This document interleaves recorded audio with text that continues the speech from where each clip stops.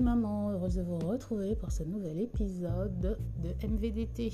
Alors aujourd'hui je voudrais parler d'une histoire.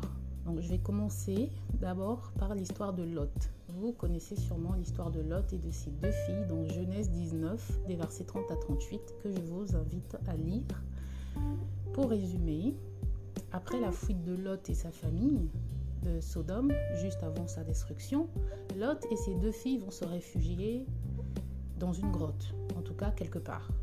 Je ne sais pas exactement si c'est une grotte, mais en tout cas ils vont se réfugier. Et ces deux filles, dans le souci de ne pas pouvoir avoir de descendance, puisqu'il n'y avait pas d'homme à leur côté, elles vont enivrer l'une après l'autre leur père pour avoir des relations sexuelles avec lui. Et elles vont concevoir des fils, Moab et Ben-Ami, qui deviendront les ancêtres de deux peuples. Et cette histoire, vraiment, c'est une histoire terrible et qui nous donne, qui soulève des questions morales. Voilà. Et donc, si en se basant sur cette histoire-là, parce que c'est vraiment l'histoire qui m'a fait, qui m'a un peu horrifiée, je la connais depuis longtemps, mais aujourd'hui particulièrement. Je voudrais en discuter avec vous. Si tu m'écoutes pour la première fois, maman, je suis Luis, amoureuse de Christ, maman de 3 enfants. Et aujourd'hui, je te parle de l'éducation des enfants en me basant sur ce passage de Lot et ses deux filles.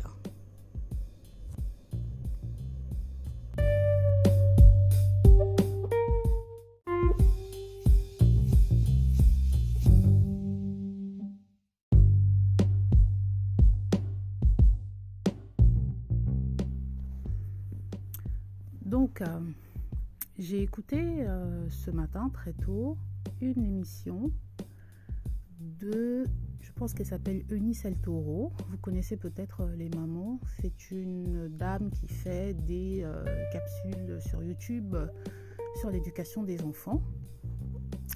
Et elle a récemment publié une vidéo où elle parle de 5 erreurs que font souvent les parents dans l'éducation des enfants. Voilà. Et l'une des erreurs, parce que mon but ici c'est pas de raconter sa vidéo, vous pouvez faire des recherches. Je ne la connais pas personnellement, mais j'apprécie son contenu. Donc voilà, Eunice El Toro. Non, pas El Toro, mon Dieu. Eunice Teloro, voilà. Eunice Teloro. Si je retrouve le lien, je vous mets le lien en description de ce podcast. Et donc, elle a dit que l'une des erreurs, c'était de penser que... alors là, ma mémoire est pour le coup un peu biaisée, mais c'était de penser qu'on n'avait pas forcément un impact important dans le résultat en fait, de l'éducation de nos enfants. Et que beaucoup de parents, on se dit que nous, on donne les bases, on fait ce qu'on peut, et qu'ensuite, de toute façon, c'est la société qui va façonner, qui va vraiment faire que nos enfants seront ce qu'ils seront demain et qu'eux aussi vont faire leurs propres choix. Et ça, je me dis que c'est quand même une erreur. Et en fait, je pense que dans ses propos, elle essayait de dire non, on a un grand impact. Et c'est vrai parce que dans l'histoire de Lot, ses filles étaient corrompues. Rappelez-vous, allez lire l'histoire, vous saurez que dans Sodome, c'était vraiment une ville très très pervertie, notamment sexuellement. Donc même si lui, dans sa maison, il avait des valeurs très chrétiennes, l'environnement dans lequel il a amené ses filles était particulièrement dépravé. Donc peut-être que lorsqu'elle rentrait à la maison, il y avait les valeurs de papa et maman, mais le fait est que nos enfants, on les envoie dans des écoles, tout ça. Et donc, les mamans, aujourd'hui, tout ce que je voulais dire, c'est que c'est très important.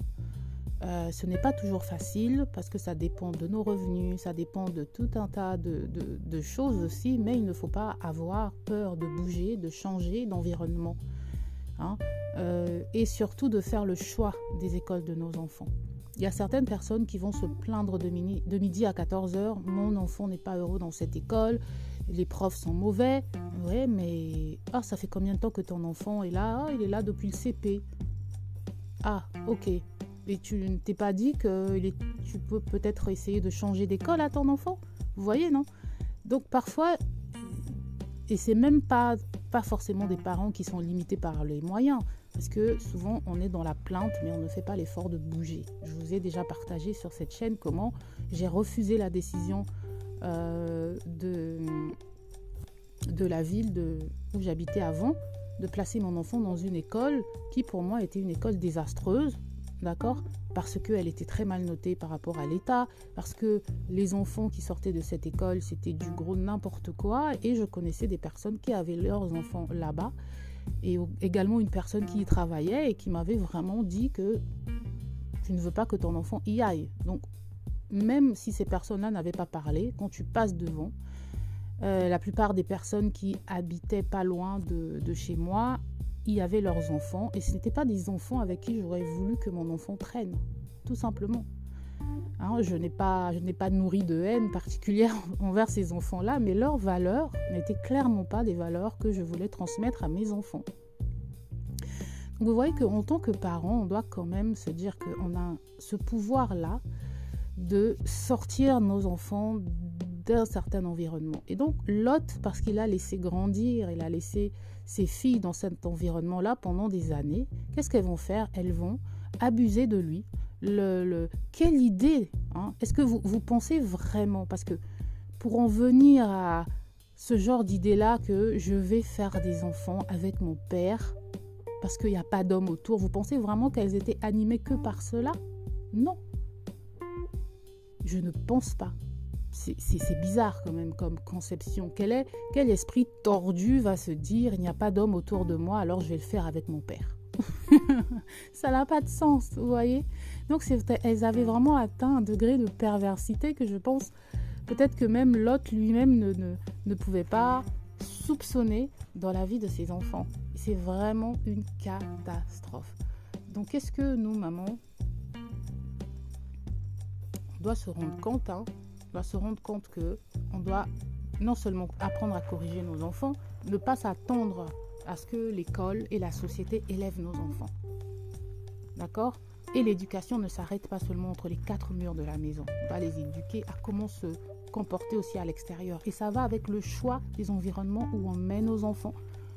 On choisit une école pour son enfant, on regarde les différentes reviews, on essaie de parler à d'autres parents qui ont leurs enfants, on lit des commentaires et surtout on parle aux enfants. Régulièrement, on a des feedbacks. Qu'est-ce qui se passe à l'école? Quels sont les enfants que tu côtoies, etc., etc. Tout ne sera jamais parfait, mais nous devons avoir un minimum. Hein. C'est impossible d'avoir complètement le contrôle, hein, mais un minimum de contrôle sur l'environnement de nos enfants. Partout où ils vont, nous devons avoir ce contrôle-là. Si vous êtes des parents qui adorez déléguer, laisser vos enfants aller par exemple chez des personnes, il faut vraiment vous assurer que ce soit des personnes en qui vous avez hyper confiance. Hein. Ne laissez pas vos enfants. Une voisine vient vous dire « Oh, laisse-moi tes enfants, ça va te permettre d'aller te reposer ou de faire une sortie cinéma avec ton mari. » Oui, mais la voisine, tu ne la connais pas bien. Tu ne la connais pas bien. Moi, j'ai mon fils une fois qui m'a dit que une de ses amies à l'école, hein, il était encore jeune, l'invitait à passer la nuit chez lui et la maman était d'accord. Et moi, je me suis dit, mais c'était innocent, hein, ce sont des enfants. La petite fille s'entendait bien avec mon fils, il jouait bien à l'école. Mais moi, j'ai dit à mon fils, mais je ne connais pas sa maman. Je veux dire, sa maman, je la croise comme ça à l'école. Hein, on ne se parle pas particulièrement, donc je ne connais pas ses valeurs, je ne la connais pas. Donc je ne vais pas dire... Et elle, comment est-ce qu'elle peut être d'accord en réalité pour cela? Parce qu'une fois même on marchait et ça c'était encore un peu plus parce qu'en fait avec cette fille ils ont commencé dans la même classe depuis très jeune, hein, et elle va l'inviter encore chez lui. Le fait est que moi, toujours pas, je me suis jamais rapprochée de cette maman-là. Et sa fille va inviter mon fils, pendant qu'on marchait, à aller chez eux. Et la maman de dire, ah oui, Eden, tu es le bienvenu. Et à aucun moment, elle s'est tournée vers moi pour me dire si ta maman est d'accord, quoi. Et je suis peut-être un être pas très social, là, sur le coup. Et j'ai entendu ça, mais en même temps, moi, j'avançais, donc j'étais pressée, j'ai pas prêté attention. Mais avec le recul, j'ai entendu ce qu'elle a dit. Et je me dis, quand même, tu ne me connais pas, tu ne peux pas inviter mon enfant chez toi alors que tu ne me connais pas. Est-ce que vous voyez ce que je veux dire? Et moi, parce que je ne te connais pas, je ne peux pas te laisser la charge, la garde de mon enfant ne fût-ce qu'une heure dans ta maison. C'est impossible. Mais c'est limite, c'est inimaginable. Alors moi, mes enfants ne comprennent pas ça parce qu'ils ont des amis qui vont dormir chez des copines, toutes ces choses-là. Mais le fait est que moi, je dis, mais oui, mais moi, les parents de vos amis, je les connais comme ça. Vous voyez? Je les connais comme ça. Sont pas vraiment. J'ai juste une fois mon grand-fils qu'on l'autorisait à aller chez un de ses amis parce que on connaît les parents. On connaît les parents. Mon mari est très proche du père. Je connais la mère. Je ne suis pas hyper proche d'elle, mais je connais la mère. On connaît leurs valeurs. Voilà. Mais même dedans, laisser mon enfant aller passer une nuit ou des jours chez ces personnes-là, il faudrait vraiment que je sois dans une situation hyper compliquée. Je ne sais pas si vous voyez. Donc faites attention les parents, faites attention les mamans, l'environnement social, les interactions, les relations avec d'autres individus influent sur la socialisation et la formation de la personnalité de vos enfants. Donc si vous voulez que vos enfants reflètent vos valeurs, n'allez pas les mettre dans un environnement qui est foncièrement contraire à vos valeurs. Vous allez me dire, le monde même, surtout lorsqu'on est chrétien, les valeurs du monde ne vont pas forcément dans la direction des valeurs de la Bible. Mais vous pouvez faire quand même le choix. Vous n'êtes pas les seuls chrétiens sur la planète Terre. Il y a des institutions chrétiennes. Il y a...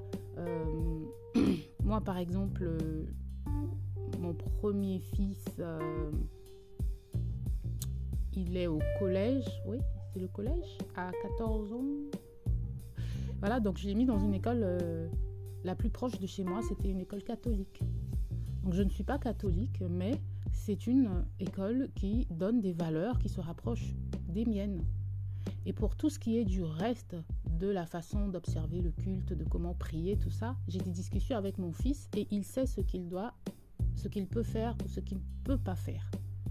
Mais au moins, je l'ai mis dans un environnement propice à ce qu'il garde certaines valeurs. Pourquoi? Parce que j'ai étudié cette école en amont. J'ai vu que c'était une très bonne école, l'une des meilleures. J'ai regardé leurs valeurs. Je sais ce qu'elle donne parce qu'il n'y a pas que des chrétiens dans cette école. Elle est ouverte à tout le monde, mais les bases de l'éducation sont chrétiennes. Et vous pouvez aussi commencer à parler à vos enfants, le choix de leur carrière, de leur lieu de travail, par exemple. Moi, par exemple, ça me peinerait que mon enfant travaille dans une boîte de nuit. Vous voyez? Ça ne dérangerait pas certains parents. Mais expliquez pourquoi. Ça me peinerait que mon enfant soit vendeur de cigarettes, par exemple. Qu'il développe une marque de cigarettes. Pourquoi? Parce que c'est un produit qui tue, qui va à l'encontre des valeurs de Dieu. C'est un produit nocif. Vous voyez? Donc si vous voulez que vos enfants reflètent vos valeurs, parlez-leur, mettez-les dans un environnement propice au maintien de ces valeurs-là et aussi à la pratique de ces valeurs-là.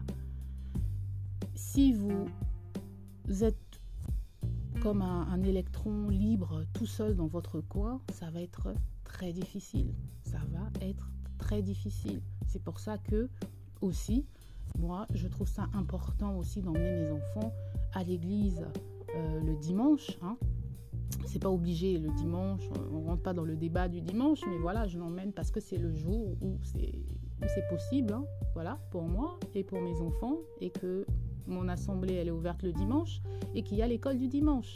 Et à l'école du dimanche, les enfants côtoient aussi d'autres enfants chrétiens qui ont les mêmes valeurs en majorité, avec qui ils ne vont pas se sentir seuls et qui vont comprendre que maman m'a dit que telle chose ce n'est pas bien. Il y a d'autres enfants aussi qui le comprennent. Je ne suis pas seule au monde. Ma mère n'est pas juste une enquiquineuse. Est-ce que vous voyez ce que je veux dire? C'est très important. Et lisez aussi les histoires de la Bible avec vos enfants. Hein. Il y a différents types de Bibles. Hein. Il y a des Bibles en fonction de l'âge changé. Hein. Moi, j'ai des histoires pour les enfants. J'ai des contes de la Bible où c'est des résumés en fait des histoires de la Bible. Lisez avec vos enfants et à la fin, demandez-leur ce qu'ils ont compris. Expliquez-leur aussi les histoires. Et plus ils vont grandir, plus vous changez de version. D'accord? Moi, en ce moment, j'ai mon fils de 9 ans. J'ai la Bible sous forme de bande dessinée. En ce moment, c'est ce qui lui plaît le plus. Mais mon fils de 14 ans, il a déjà, depuis l'âge de 12 ou 11 ans, il était déjà passé à une Bible. C'est une Bible pour enfants avec des images, mais où les versets sont écrits comme dans une Bible normale. C'est juste que le langage est un peu simplifié. Et maintenant, il utilise aussi, parce qu'à l'école, dans son école, ils ont un cours sur l'étude des religions, enfin l'étude de la Bible. Donc, il a une Bible aussi normale qu'il utilise à l'école. Donc voilà, c'est juste maman pour vous dire ça. Et je vous dis à la prochaine fois pour un nouvel épisode. Ciao, ciao!